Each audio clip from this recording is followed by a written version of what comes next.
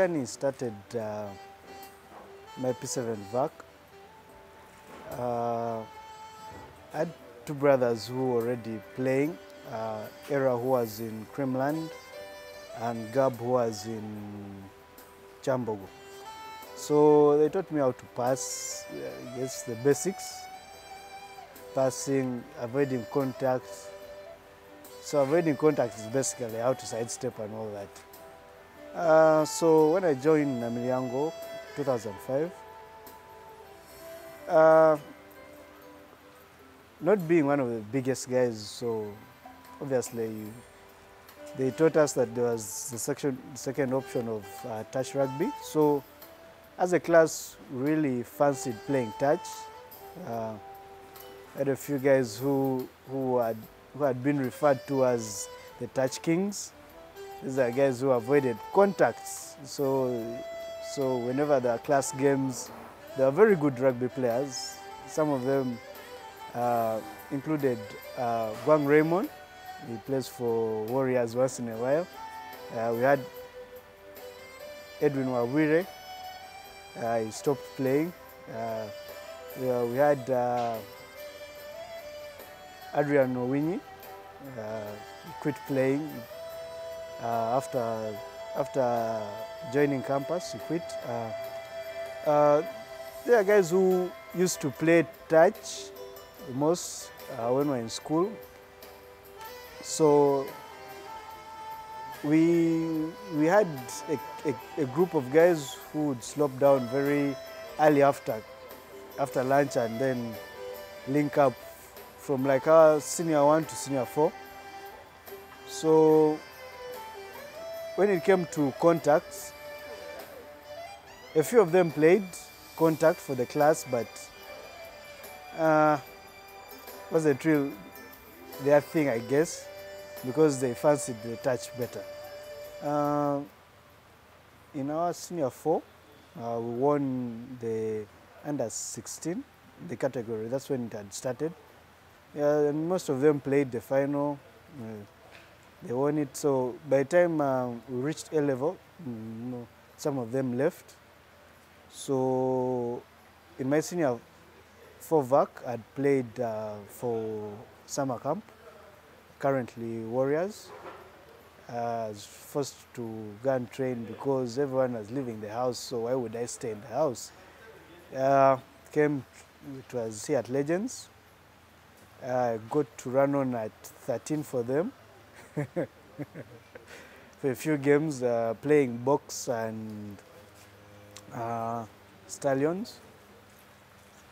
Then senior 5 as well. Played a relegation game for them against Buffaloes.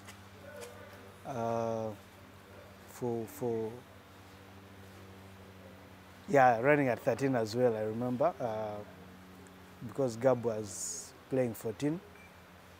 Unfortunate that we didn't win the game, but we were close. I guess we picked a few lessons here and there. Went on to senior 6 as one of the options for fullback. I guess Fred had a little doubt, but he had more faith in the team, so they let me run at 15 alongside Justin, Fanuel, Dexter, Businje, Semwami, Amanyere Fred. We had a good team. We're unfortunate that we missed the first game of the season because of Sosh. The bus left us, but hey, I guess it was a learning curve. Then we moved on to the final. We're unfortunate also we lost the final, 8-6 to Budo. But picked ourselves up, played a few games for the school after, sevens and all that. Then I went back for senior 6 holidays, VAC, played for Warriors for summer camp. Then got back into, I was convinced by some of my classmates who were playing for box and the coach, our coach then, Fred Mudola, to come play in box. Took a while, but I crossed. Then during that time I played a season for box. At the end of the year we had the under-20s in Zimbabwe. Our coach was Brian Makalama. That is the picture I think very few have seen, but I had one of the best under-20s team I've seen Uganda have in a while. We had Philip Wokorach, we had Pario Philip, we had Jude Kiria, we had Egeru Matthew, we had Zimbe Pafla, Adnan Mutevi, Rubango Kenneth. I mean, as in the 23 players were really good. I had even Davis Chiwalabi that time. Yeah, we were unfortunate. We got relegated.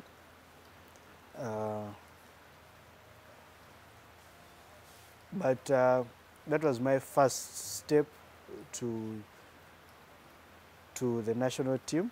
It took me a while, then I got into the 15 setup. I'd been training the 7 setup though, when it had just started, Tolbert and Mike Wandera running the program. I was unfortunate that I couldn't make the team then, but I really learned a lot from them, from being coached by Tolbert then and now. I really say curve for me to grow. But then joined Cobs a season later from the under-20s. Joined Cobs, played enough games, won the league, won Uganda Cup, had the opportunity to be the captain for the 7s team. For a while, did a 3-peat in the 7s team, and then moved to Kenya Harlequins for a while. In between there, I had taken a break from the international games for a year, and that's when I moved to Harlequins, then got back into it. In Nairobi, the rugby is different. Actually in Kenya, the rugby is different. It's kind of more mature and more progressive. If you snooze, you lose, that kind of thing. They really cherish their sport. You cannot be a hero when you haven't done it all. So for Philip to be a hero to them, he has done it all.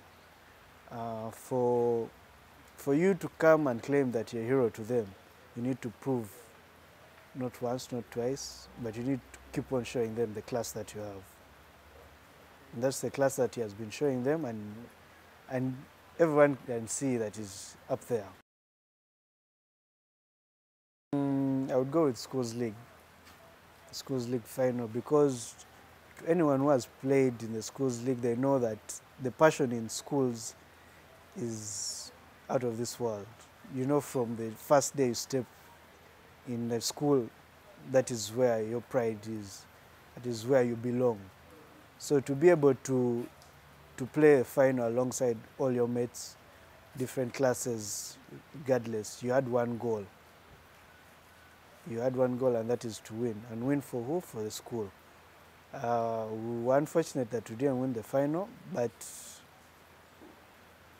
the lessons we learned, I think, are the lessons that have proved to push us through life. I'd say my best moment, I cannot choose one. because every time I get to put on that jersey, it was one of the best feelings I'll ever have. Stand up to represent the country, represent my friends, represent my family, and represent the nation at large. It is regardless of where the people are, but we always know that they are there supporting us. So every chance I get to put on that jersey is really one of my best moments. Without family, really, I don't think I would be where I am, because every decision, every choice has been influenced by them. Be it going to Kenya, be it playing for Cobs instead of Warriors, be it how the game plan should go, has been because of family. We sit down and discuss how best to approach a problem and find a solution. Something that is very funny is that before every game, we usually sit down and watch Super Rugby games, like Super Rugby, pre-season, all that. And we have different teams. Era supports Reds, Gab is a Crusader, I am a Chief. So at the end of the day, we come down and we try to criticize each other's teams, because as a person, you also get to see the weaknesses of other people. So they'll tell me this is wrong with this, that, and that, how I play and what I need to improve. So for them to tell me that these are the different things I need to work on to get better, pushes me to actually look forward to our discussions at analyzing our game plans as individuals and the teams we support as well and teams we play for. Because there are days when we actually come down and actually discuss the different teams in the league.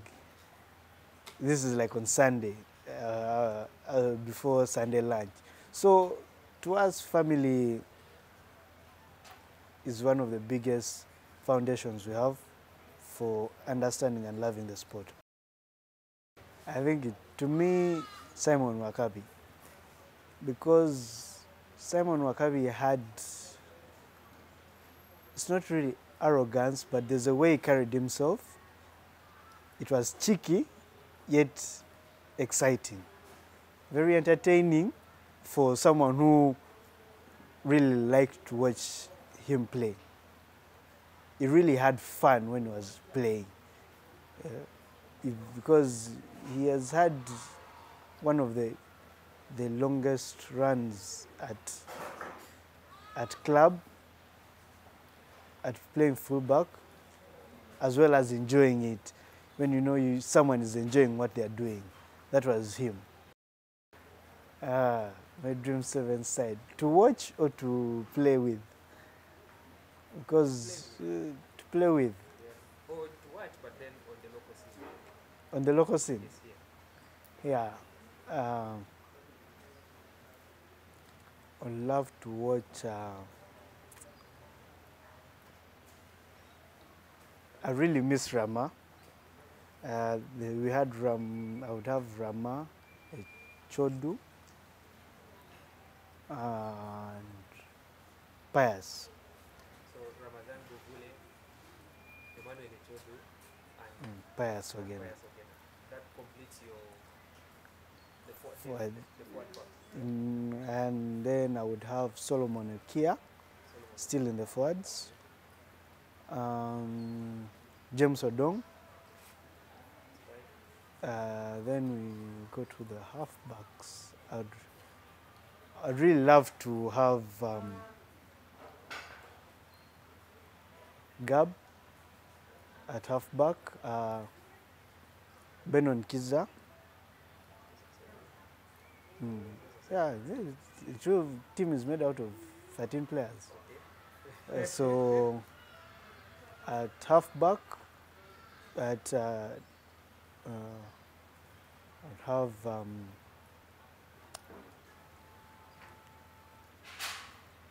Kamanyire, Ambrose.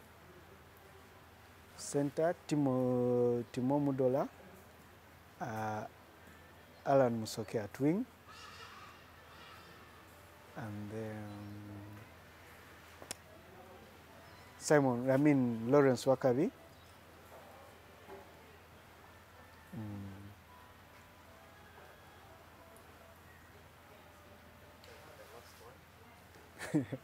I'm a fan. I would be a fan. Honestly, be a fan. Maybe myself. To be the perfect water boy.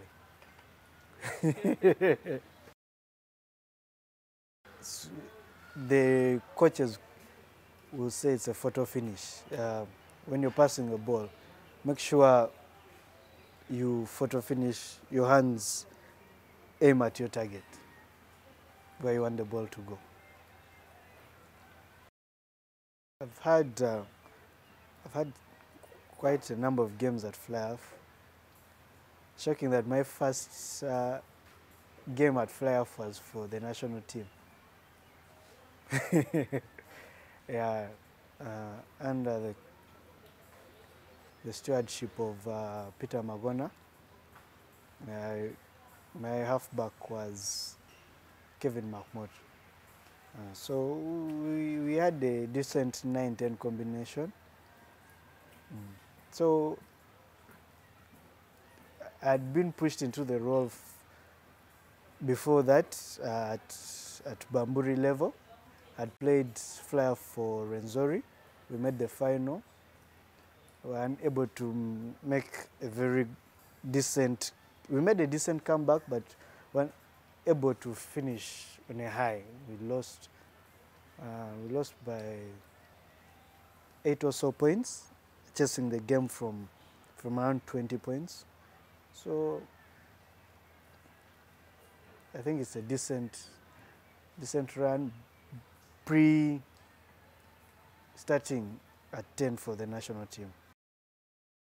To play for the 15s team again. It's unfortunate that what happened. A bit personal, but I mean, it's sport. It always gets personal, regardless of what options you have.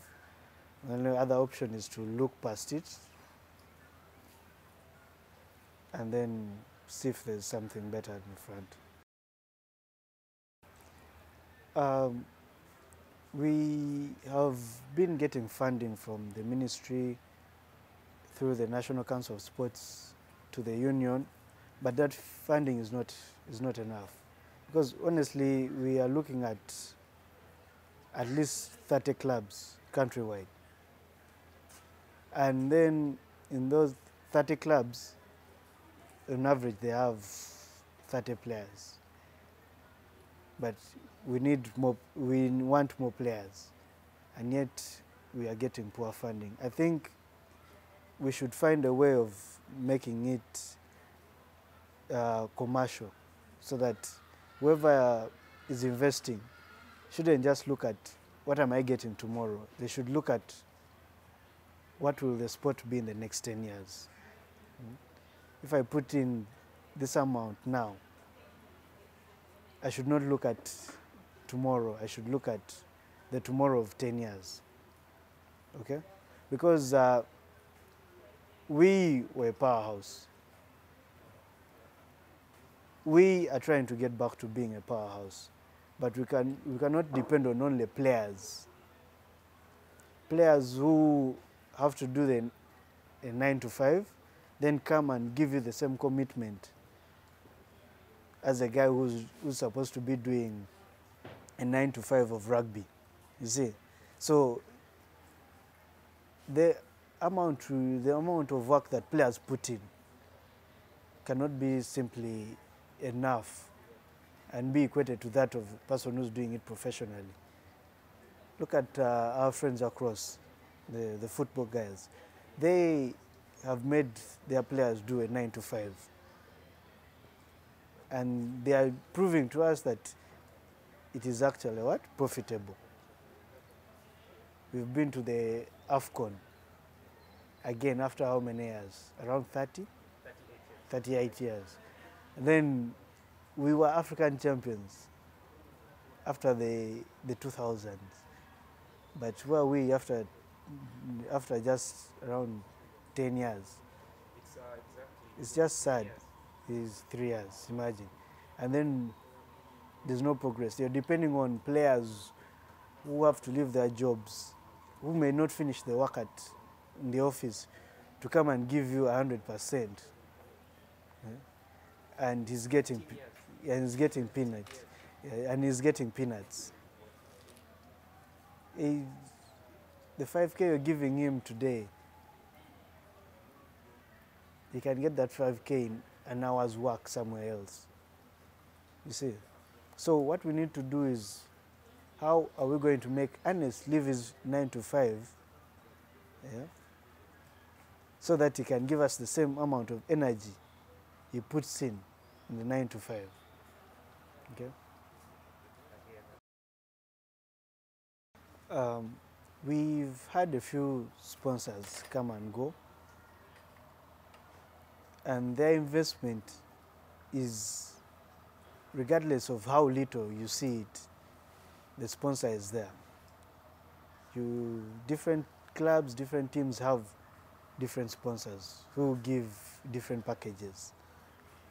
Some clubs have more than one sponsor, and because they do have more than one sponsor, they cut down on different costs. And when they cut down on those different costs, more money is put into the players. And when they invest in their players are also trying to give back. So they do their best so that their packages are able to grow. So in order for us to get there, we really need to stop looking at sponsors as the only option, of having one sponsor as the option. We need to have different sponsors for the different clubs. Because the different teams that run on different packages. Case in point, you look at Nakuru. Nakuru has 2 teams in the top division, in the league. And those 2 teams have 2 feeder teams. So those are 4 teams. So basically, they have a sponsor who's running 4 teams. And those 4 teams, they make sure they have to reach their targets. We have Menengai Oilers, also from Nakuru. And then we have Top Fry. They come from the same sponsor. They have the same parent industry. So when it comes to them, Derby Day is Derby Day. You know, the hype is the hype. It's not like us here when we talk about Derby Day and we're like, we know the outcome. No, they have a point to prove, because we need a bigger package at the end of the day. So the number of people who are attracted to come and watch the games also influences. A lot of gaming, video gaming, cycling, and